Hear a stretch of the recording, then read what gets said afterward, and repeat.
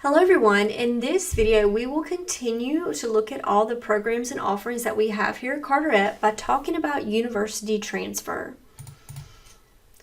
We have 5 different degree options for students that are interested in transferring to a four-year institution.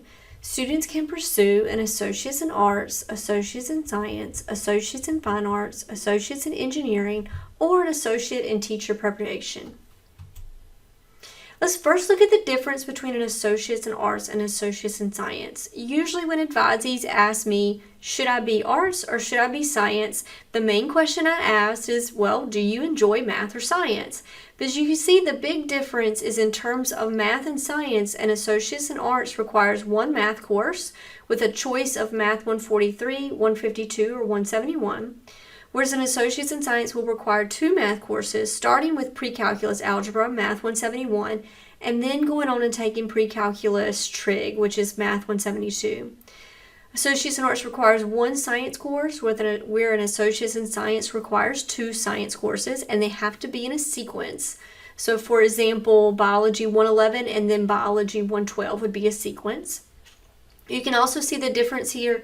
Associates in Arts students have to take 3 humanities and 3 social behavioral sciences, whereas an Associates in Science has to take 2 of each of those. All transfer students have to take 2 English courses, English 111 and 112. And then you can see down at the bottom, there's a little variation in terms of the number of elective hours a student has to take, but generally it's about the same. I do want to point out an Associates in Arts does not necessarily mean that you're going to go into an art field.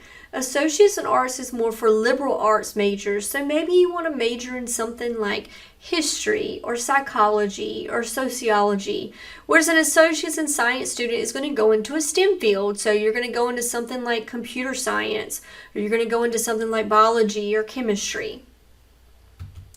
We also have the Teacher Prep program. This is specifically for students who want to work in a kindergarten through 12th grade environment as a teacher.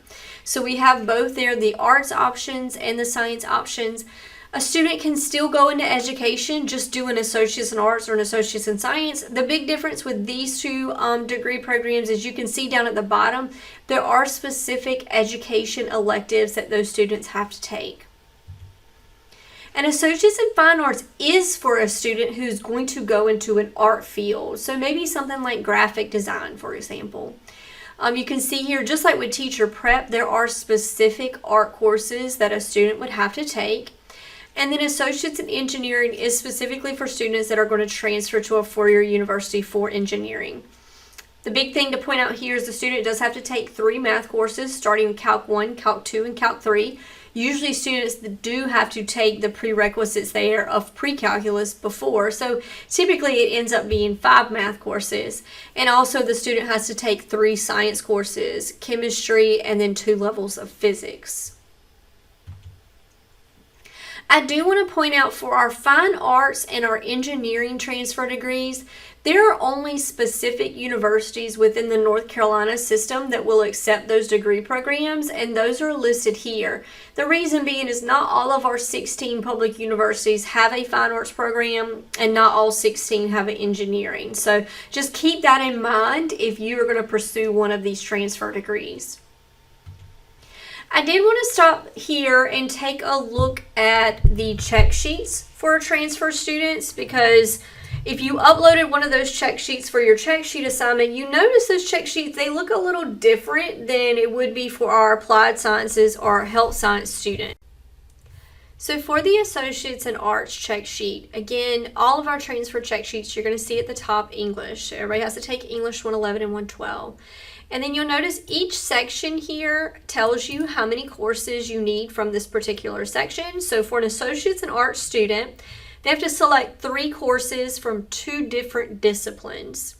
So what that means is you need 3 courses from this list, but all 3 of them, for example, can't be art.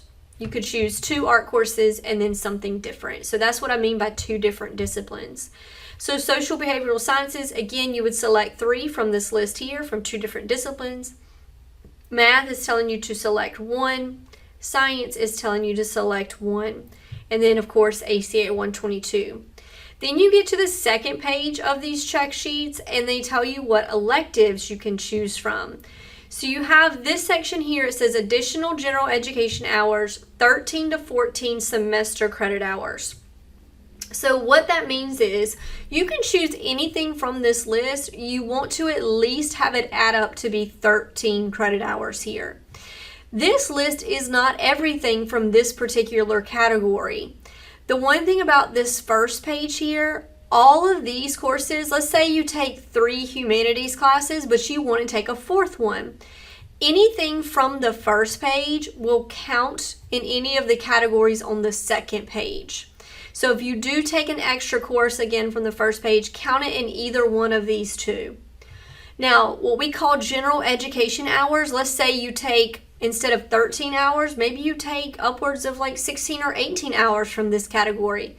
Extras from this category will count in the last category, which we call other required hours, or sometimes you may see it called as pre-major elective courses. Now, the 14 hours that you get to choose from this list here, you cannot take extras of these. These only count in this last category. So hopefully that helps explain a little bit about how to read a program check sheet for a transfer student. Now, I just got through telling you that you have all of these choices, like choose 3 here, choose 2 here, choose 1 here, and it seems like you can just choose whatever you would like. However, that's really not the case. Ultimately, what classes you choose depends upon what university you would like to transfer. Now, the North Carolina system, they have created what they call transfer pathways or baccalaureate degree plans, BDPs. So all of the public institutions have created these. If you're interested in transferring someplace private, or if you're interested in transferring out of state, that's completely fine. I would, however, encourage you to reach out to one of their transfer counselors to make sure that you're on the right path when it comes to choosing your classes. Let's look at, however, some of these BDPs from our public institutions. So this week in Moodle, right underneath your transfer pathway assignment, you will find the link to all of the transfer pathways, so all of the universities and their transfer pathways. You will have to, for this assignment, download at least 2 transfer pathways and upload them here.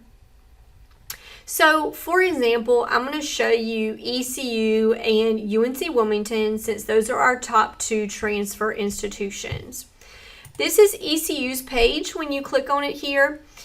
One nice thing about these BDPs or transfer pathways is it really gives you a great idea of what these universities offer in terms of majors. So they have created these for all of their majors. I'm just going to look at accounting for both of them since that's at the top, but again, I would encourage you to go through them. Notice ECU has these links for AA or AS, so it really depends on whether or not you're Associates in Arts or Associates in Science. Some of them will only have either AA or AS, and that really tells you what kind of student you should be at the community college level. But let's just look at the Associates in Arts here. What they are telling you on the left-hand side is if you had enrolled at ECU as a freshman, this is the list of courses that you would have been taking. Since you're at the community college, on the right-hand side, they have given these courses in our language or our lingo. They are telling you specifically, these are the courses that we would have expected you to take at the community college to fulfill the requirements for this specific degree. Now, notice some of the courses are stated specifically. So when it comes to math, they want you to take Math 152. Or when it comes to your social behavioral sciences, again, I showed you a while ago, there's this huge list of courses you get to choose from, but they specifically want you to take economics. Now, some of them do not have courses specifically listed. So if you see this UGETC, that means Universal General Education Transfer Component course. I know that's a mouthful. What they're telling you is in terms of the humanities category, we're letting you choose here. We're not specific. You can choose whichever one you would like. However, if they are specific courses listed, those are the specific courses that you need to make sure you take because you're really trying to, kind of kill 2 birds with 1 stone. You're trying to make sure that you're fulfilling your requirements here for your degree, but you also want to make sure you're fulfilling those requirements for your 4-year degree as well. Now let's look at UNC Wilmington. One more thing I do want to mention here is ECU does break it apart by semester. Do not worry about what semester you take these classes in. As long as you stick to this list, then you're completely fine. UNC Wilmington, this is what their page looks like here. I'm going to pull up the same degree, so accounting, and this is what theirs look like. So again, same type of thing. This is what they expect you to take at the community college level. Some are specific, some are not. When it comes to the specific classes, like when it comes to math, I'm definitely going to choose Math 171 as my math. Now notice they have another math listed here, Math 152. That will count as an elective, but those are courses that they want you to take. They also want you to take 3 levels of foreign language. Some of them, they're not specific, so it just says natural sciences here. They do list at the bottom, this is what you get to choose from, but that's generally our same list here, so they're not being specific. You'll notice with all these transfer pathways on the second page, they will go ahead and tell you that when you get to be a junior and a senior, these are the courses that you will take at the university level.